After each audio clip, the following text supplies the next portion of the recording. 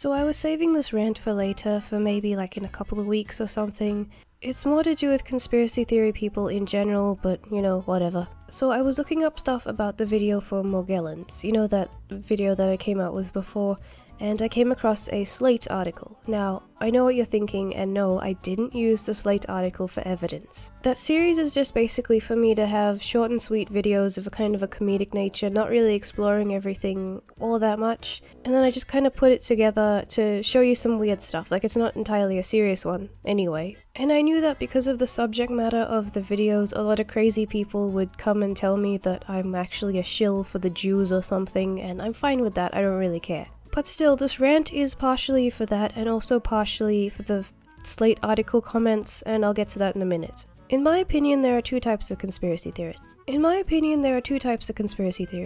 The first type is this kind of gullible person who stumbles across some stuff and gets influenced by the stuff they see around them, and then gets brainwashed into not really thinking any further. The second group is the group that I have a problem with. They're the type of people who are so obsessed with being right in every way, in every outcome, no matter how you explain yourself, and they will continuously screech at you no matter what you say, not listening to you but just trying to get you to parrot back what they say. Sound familiar? Quite frankly, they're just full of shit. A lot of them are so obsessed with the fact that their lives are boring that they just have to have something that makes them feel super special. They have to have that thing that makes them different from everyone else, like no one else can have that thing, it's always them. These are your main conspiracy theorists like Alex Jones, for instance. They just strike me like the type of people who are trying to defend the specialness that they have and this hard-on that they have for being a victim, and if you try to take that away from them by just explaining the truth and reality, they accuse you of being a shill, they accuse you of being all of these sorts of things. These are the types of people who left the 2 or 3 comments in that other video that I made about Morgellons, and I don't really give a shit. I don't really give a shit about the comments in general. It's more what I was thinking about when I remember that those people exist. The reason that I didn't even try to be nice in that video is just because there is no reason to anymore. There's nothing that you can do. I have no patience with them. No matter what, no matter how you try and present yourself, you will always be called a shill. You will always have this agenda that's different to them. They've trapped themselves into this little corner and they can't get out of it, and they don't want to get out of it anymore. There is only so much time that you can talk to someone and have patience with them before it just gets ridiculous and there's nothing else that you can do. That's one of the reasons that I brought up the Slate article. The article was basically talking about this document from the CDC, I think it was, and there was this investigation about what Morgellons was, and it turned out that Morgellons was just a thing in your mind. You thought that there were parasites coming out of your skin when you scratched your arm, but in reality you were just so obsessed with scratching your arm and maybe you hadn't had a shower or something, and there was just lint and stuff like that on your body. They'd pretty much confirmed that that's what it was, and even though that summary may be different from what's in the actual document itself, that's not what I'm talking about here. Basically, there were people in the comments who were proving it all right. All of them were just, quite frankly, really crazy, hateful people who were just saying that Slate is now a shill for the Jews or the conspiracy theory group. They were all just going off about stuff, and then they would meet another conspiracy theorist who was going off about the same stuff, and then they would start circle jerking around and around. And if somebody tried to comment about it and say, hey, can you just listen to the other side for a minute, they would all gang up on that person and tell them to fuck off because they were a shill.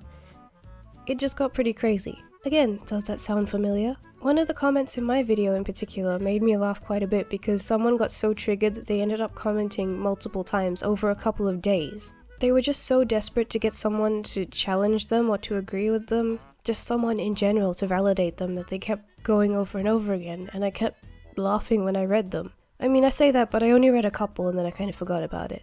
One of the things that they said that just kind of spurred me on to talk about this again was the fact that in their comment they were describing that everyone around them was wrong and that they're the only one who's right because they have proof that they feel like they have Morgellons.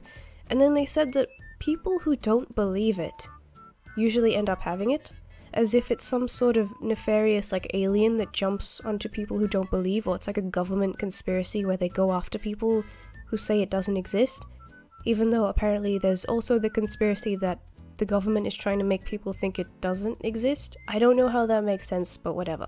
The main thing about that was, before all the rest of the comments, she was just saying how it wasn't a government conspiracy at all, and it was just a disease. And then she went on to say that people who talk about it usually get it, which means that it was a government conspiracy.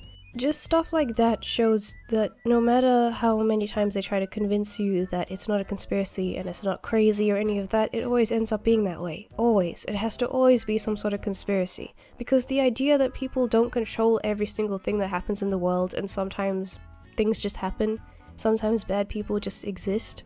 I know that's terrifying, but that shouldn't be so terrifying that you completely invent a lie and believe in it just so that you don't have to be terrified by it. The rest of us still do. They take people discovering delusions and things that the mind can do as a personal offense to them, as if everything discovered by psychology, for instance, is basically telling them that they're crazy. It's basically like as soon as you make a comment that disagrees with them, no matter who you are or what relation that you have to them, even if you don't know that they exist, they'll come out of the shadows and say that you personally affected them because you meant to, because you're a shill. And no matter how many times the mind can fake something and you think that it's real, of course they're the only ones who don't have that. They're special, they're super intelligent, they are the only ones who are unaffected by it.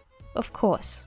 One of the main reasons that they annoy me is because of what they do to the first group of people that I mentioned, the gullible ones. One of the things that the second group of people does is that they latch on to those gullible people and basically ruin their lives. They seek them out and say, hey, you don't need to check those facts, they're true. There is this big conspiracy against you and you need to be terrified of the outside world. You need to board up your house and buy canned food. You need to know that there are aliens living in your skin. Stop eating this type of food even though evidence suggests that eating this type of food won't really damage you in any way, and in fact avoiding it would probably damage you, but listen to me because I'm always right. I have no patience for these people anymore. I have no tolerance for them. I don't give a shit about being nice to them. I don't give a shit at all.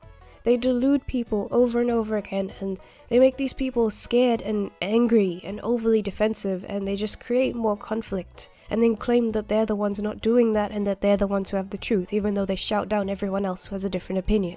They are terrified of being wrong, and they're terrified of not being a victim. It doesn't matter what political side you're on, these types of people are everywhere. It doesn't matter if you call them an SJW, it doesn't matter if you call them a conservative conspiracy theorist. These people in general just suck.